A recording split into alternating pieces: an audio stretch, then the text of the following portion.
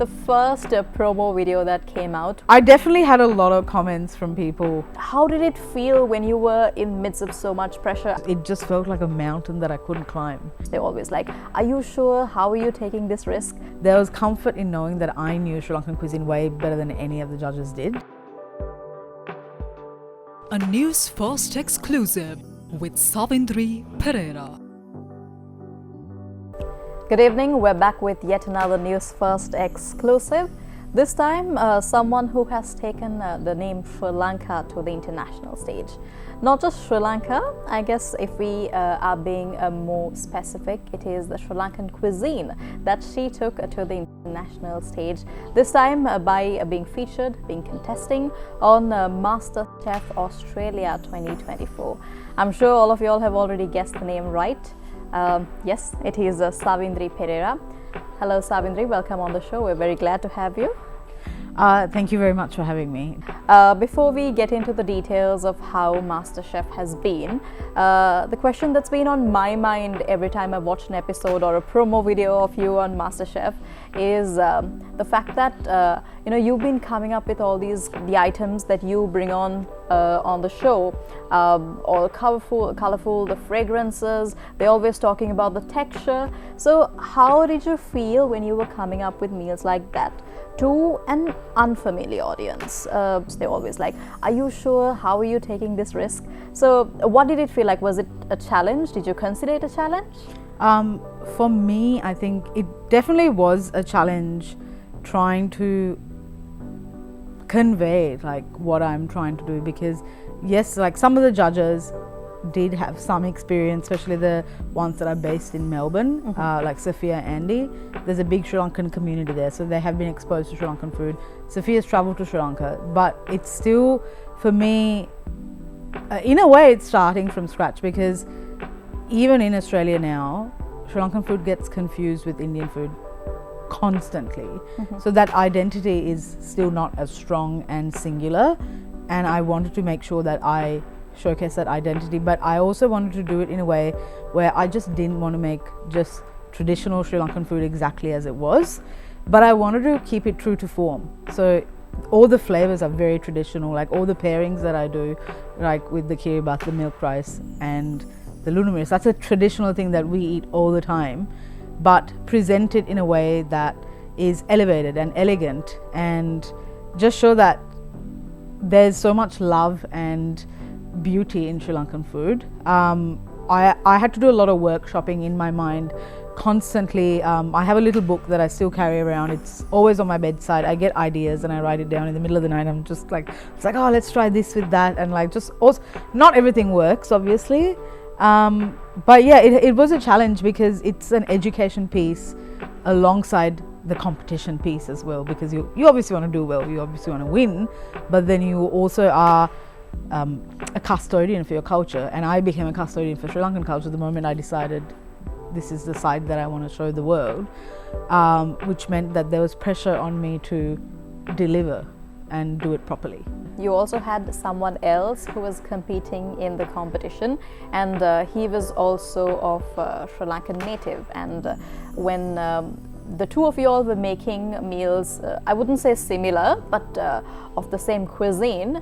How was it? Did you all look at it like it was a competition between the two of you all, or were you all supportive to each other? How did the judges look at it, the audience? For us, I think for me and Dash, Dash's identity in being a Sri Lankan is very different to mine. I grew up in Sri Lanka. I spent 18 years of my life in Sri Lanka. So I had that love for the cuisine and the culture and the country embedded into me, whereas Dash was born in Australia and he may not have necessarily had that tie. So it never felt like a competition actually, because the amount of times when he did cook a Sri Lankan dish for the first time was in an elimination, and I was watching him, cheering him on because I wanted him to do well, and he was making his grandmother's eggplant curry, which we're all familiar with that sort of thing, and I was shouting at him saying, did you put ghee, and like, did you put this and that, and it was all very supportive. And for me anyway, it was very much about representing myself as a Sri Lankan. Dash is very good at desserts, and you see that Sri Lankan influence coming out in his desserts, but it's probably not the side of his personality that he wanted to showcase like up front and center like I did. So yeah, it didn't really feel like a competition. It was very supportive, and he still is to this day, like even after we finished filming. I think when you say competition, the first thing that comes to your mind is pressure, the time you need to get ahead of it. And then when you say kitchen, I think it's the same thing. It's pressure, time, you need to make sure that your meal is top notch, you need to get the timings right. I am not someone who knows to cook as much, but I think when you say a pinch of salt, when you say the timing, when you say measurements, I think you need to be very, very specific. And now a competition in a kitchen is just, that is it. And I guess the cherry on top of the cake is MasterChef. It's a brand that a lot of people are very familiar with. You have a massive audience. How did it feel when you were in midst of so much pressure? I know I've seen a few episodes and I've seen how they're all like, are you sure you want to are you sure you're going to go with this meal? Are you sure you want to take the risk? Do you have enough time? Are you sure you want to do this meal? How did it feel when you're just, there and there's, I guess, a pressure cooker quite figuratively and literally as well? Yeah. How did you get through, a situation like that? It's actually really hard to explain, because when you're in the environment, you just do what you need to do to get it done. Like, you just don't think about anything else. You're just in the zone, and it is insurmountable pressure. It is a lot of pressure. It's a lot of not just time pressure, but yes, like you do have the judges coming up and saying, did you make the right decision? Is that the right cut of meat? Is that the right veggie that you should, like, what are you doing? For me, I think a lot of the times when I was cooking Sri Lankan, there was comfort in knowing that I knew Sri Lankan cuisine way better than any of the judges did. And I back myself on that. So I was always able to say, yes, I know what I'm doing with this, because this is my bread and butter. This is what I do every day. But when it came to moving away from Sri Lankan cuisine, that's when getting a handle on that pressure was really, really important. And a big part of it is you need to have like a good mental health strategy. You need to be resilient and strong, because if not, you'll be crumbling and you can't perform. And that did happen to me, because I got eliminated in the first pressure test I ever did, because I was like a deer in the headlights. I was just in shock, because it just felt like a mountain that I couldn't climb.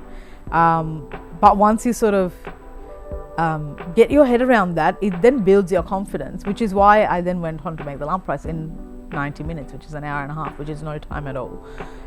Because I was confident that I could just get it done. Also, Savindri, when you say, you knew and you were confident that you knew Sri Lankan cuisine more than any of them there, even more than the judges. Just like you said, you went there to make sure Sri Lanka is represented, to make sure that you were representing Sri Lanka. And do you think you did justice to your goal? I don't think there's been anyone on that competition that has said the words Sri Lanka as many times as I have.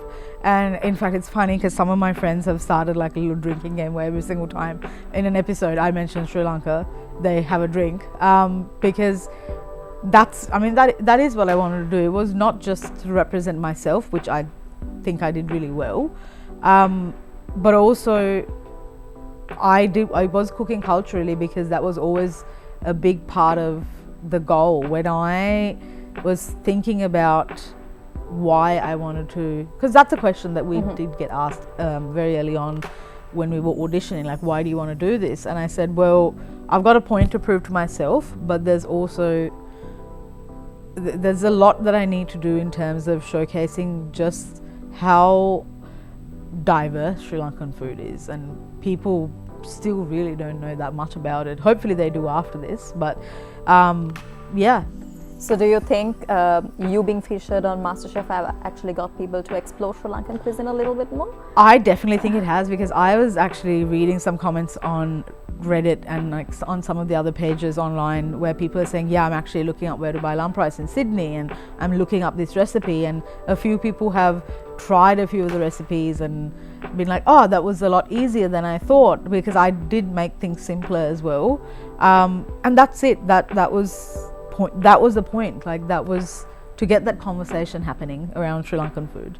Savindri, tell us what made you get into this whole scene. Why was your mother an inspiration? I know a lot of our audience who have already watched MasterChef, they know exactly what I'm talking about. They've already seen you share a lot of details about your mother, but we'd like to hear from you about this story.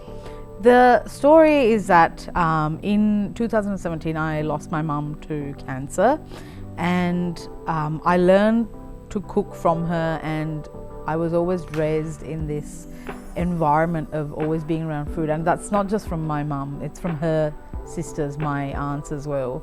So we were always around that communal setting, and for me food actually became a way of grieving, and I didn't really learn to cook Sri Lankan food properly till I actually moved to Australia. And I realized I have eaten really good Sri Lankan food, but I actually really didn't know how to make it properly. And I still have a little book, one of my like old uni little notebooks with all of these those instructions that my mum had written. Like, it makes no sense to anyone. It's just random things like, oh, just steam things until required. Like it makes no sense, but I still have that book, and that's how I learned.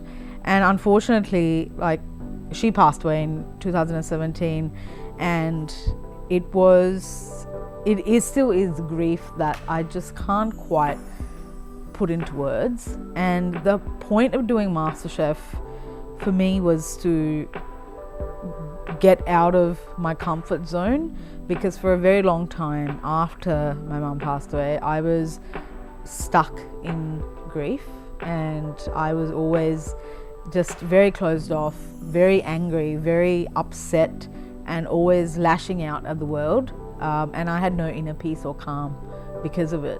And about 2 years ago I realized I need to get a handle on all that anger, and I need to work through it, and MasterChef sort of came up, and it became the next phase of growth, because you don't grow in your comfort zone. You have to sink or swim. Yes. Correct.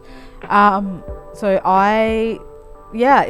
it's a show that I've watched pretty much since its inception. Since I was 15 years old, I was watching MasterChef, and I've always imagined, oh, what would I do with those ingredients? And I just went, you know what? Let's find out.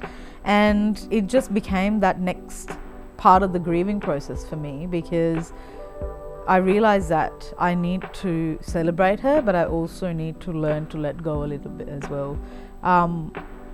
And yeah, funnily enough, I managed to do that. Savindri, before we wrap this up, I want to go to the very beginning and ask you something about the first promo video that came out when MasterChef season 16 was launched. I think you were someone who is known for spilling the tea. You came up, you started off, it wasn't just about your meal, it was about your personal life. You told us about your boyfriend, you told the audience a lot, and then I think that was what you went viral for, along with your Sri Lankan cuisine. So how did you take up that from the internet? Did you see a lot of people interacting with you about that particular viral video? I definitely had a lot of comments from people about that particular video, and like even now I'm very conscious of the information that I share about my partner, because he's a very private person. So I felt very bad after that went viral, and I actually said, I'm so sorry, I didn't mean to do this. It just came out. Jamie Oliver was in the room. Like, I was freaking out. It was like the first day in the kitchen. But it was just so nice. Like, people were incredibly encouraging, especially the Sri Lankan community, because they were like, oh my god, she's really funny. I don't personally consider myself funny, because I'm just talking well, a lot of people things. thought otherwise. Yeah, like I'm just saying what's on my mind, but people are like, oh my god, she's really funny. And then like I was saying, you know, if it's hot, it's hot, like don't eat it, to Andy. So yeah, it was interesting, but it was just a lot of support, and I didn't think that it would catch on that much, but yeah. So how did you take it up after that, and to actually move on and focus on, you know, cooking itself? Or did you think, you know, that was quite a fun start? I think for me, like that was in a way that, like, I've always had that big personality, and I think the producers on the show did a really good job of capturing that really well. So they really did a good service in how I was portrayed, and the rest of the contestants were portrayed as well. But I knew that it had to be about the cooking as well, and I did prove time and time again that it was the cooking, because that first week I did really well. I did well in the team challenge, did really well in the immunity challenges, and then won the first immunity. And those episodes were really not focused on my personal life at all. And then again, when I came back into the competition, which was another big viral moment, was as well when I made the banquet. That was about my mum, because it had to be about her. It was really important that I told her story at that point. And you know, that initial focus shifted away from all of that to me and my relationship with my mum and dealing with grief, which I think worked out, because that's where I wanted the attention. Of course. Thank you very much for joining us, Savindri. I think the name Savindri Perera and MasterChef Australia, with an audience in Sri Lanka, and for the audience to actually know Sri Lankan cuisine and say, hey, I've seen that's kiribat, that's lump rice.